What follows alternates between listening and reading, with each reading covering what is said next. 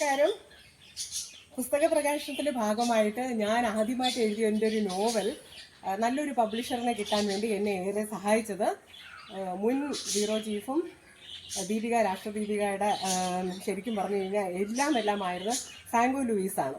അദ്ദേഹമാണ് എന്നെ ഗ്രീൻ ബുക്സിനെ പരിചയപ്പെടുത്തിയത്. അങ്ങനെ നീതി തേടി പെൺപ്രവാസി എന്ന എൻ്റെ നോവൽ ഷാർജ അന്താരാഷ്ട്ര പുസ്തകമേളയിൽ വെച്ചാണ് പ്രകാശനം ചെയ്തത്. അതിൻ്റെ ഭാഗമായിട്ടാണ് തൃശ്ശൂരിലെ രാഷ്ട്രദീപികയുടെ ഓഫീസിൽ ഞാൻ പോയപ്പോൾ ഒരു ചെടി കണ്ടത്. എനിക്ക് വളരെ ഇഷ്ടം തോന്നി. അതാണ് ഈ ചെടി. ഇത് നോക്കി എന്ത് രസമാണ്. നല്ല ചുരുണ്ട ചുമന്ന ഇലയാണ്. ഇത് നിറയെ ഇങ്ങനെ ശരിക്കും പറഞ്ഞു കഴിഞ്ഞാൽ ഇതങ്ങ് ഒടിച്ചൊടിച്ചങ്ങ് വെച്ചാൽ മതി. നമ്മൾ നിറയെ അങ്ങ് കിളിക്കും. അപ്പം ഞാനിങ്ങനെ പൈപ്പിൻ്റെ കഷ്ണങ്ങൾ ബാക്കി വരുന്ന പൈപ്പിൻ്റെ കഷ്ണങ്ങൾ ഇങ്ങനെ നാട്ടി വെച്ചിട്ടാണ് അതിലാണ് ഇത് നട്ടുപിടിപ്പിച്ചിരിക്കുന്നത്. അപ്പോൾ ഇനി പറയാനുള്ളത്, ഈ ചെടിയുടെ പേര് എനിക്കറിയില്ല. ഇത് ഇങ്ങനെ കമ്പ് ഒടിച്ചൊടിച്ച് വെച്ചാൽ കിളിക്കും. അപ്പോൾ ഞാൻ ഈ ചെടികൾ ശരിക്കും പറഞ്ഞു ഇതിൻ്റെ പേരറിഞ്ഞുകൂടാത്തത് കൊണ്ട് ഇതിന് ഫ്രാങ്കോച്ചൻ ചെടി എന്നാണ് പറയുന്നത്.